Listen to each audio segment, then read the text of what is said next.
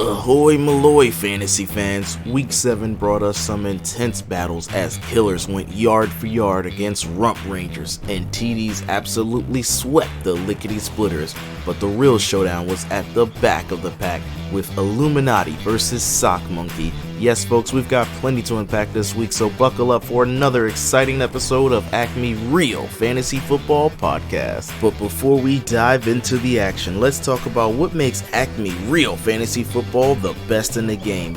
Unlike the competition, we boast the largest roster of free agents, keeping the competition fresh. While other leagues lock players to benches, here at ACME, no one's hoarding the talent. We have no benches. You've always got a shot at forming a winning squad every week.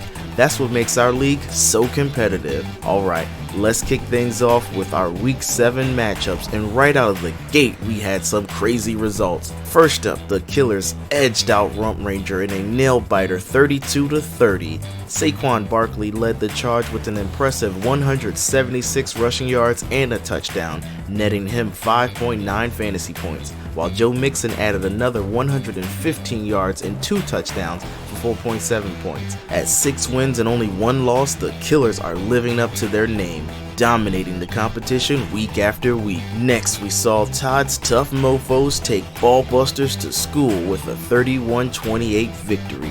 Derrick Henry was a beast with 169 rushing yards, 13 receiving, and a touchdown. On defense, the Ball Busters Washington Commanders snagged 2 sacks, 2 interceptions for 11.9 fantasy points, but it wasn't enough to overcome the Mofos offense. Then, it was TDs who mopped the floor with lickety splitters in a 31-21 win. Ouch. The spread of points across their key positions made the difference, while the lickety splitters struggled with their wide receiver and tight ends putting up 0 points. Welcome to the 0 points club. In another father-son face-off, Bodily Harm had to hold the L, losing 26-19 to Bod Squad. Austin Seabird's 4 field goals saved the day for Bod Squad, earning him 5.3 fantasy points. And finally, T-Money edged out Joe Buck Yourself 26-24. The Colts defense came in clutch for T-Money, scoring 2 sacks, 2 fumbles, and 8.3 fantasy points, sealing the victory. Meanwhile, Joe Buck Yourself fell flat with 2 players contributing to the 0 Points Club. This episode of the ACME Real Fantasy Football Podcast is brought to you by, well, us. Get in the game at ACMERealFantasyFootball.com, where fantasy football meets real competition. Now, let's head to the back of the pack where we find our game of the week. Illuminati versus Sock Monkey. These 2 teams were battling for the 11th place spot in our 12-man league, and they fought hard. Despite both teams looking shaky on paper, Illuminati pulled off the win, with the Browns defense securing 7.9 fantasy points, helping them eke out the victory. Meanwhile, Devontae Smith joins our 0 Points Club for Sock Monkey, which didn't help their chances. Illuminati is now on a 2-game win streak. Could this be the momentum they need to climb out of last place? Only time will tell. Now, let's take a look ahead at Week 8. Here are your matchups.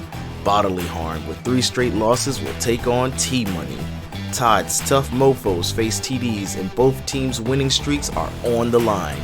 Killers, standing strong with 6 wins and only 1 loss, will meet Joe Buck Yourself. Ball Busters will square off against Illuminati. Can Illuminati keep their streak alive?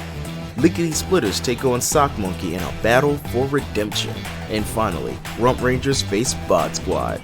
These are your matchups you won't want to miss. That wraps up another episode of the ACME Real Fantasy Football Podcast. Whether you're killing it at the top or fighting to get out the bottom, there's always excitement on the field. Stay competitive, stay hungry, and we'll see you back here next week. Until then, keep those rosters tight, and may the fantasy gods be ever in your favor.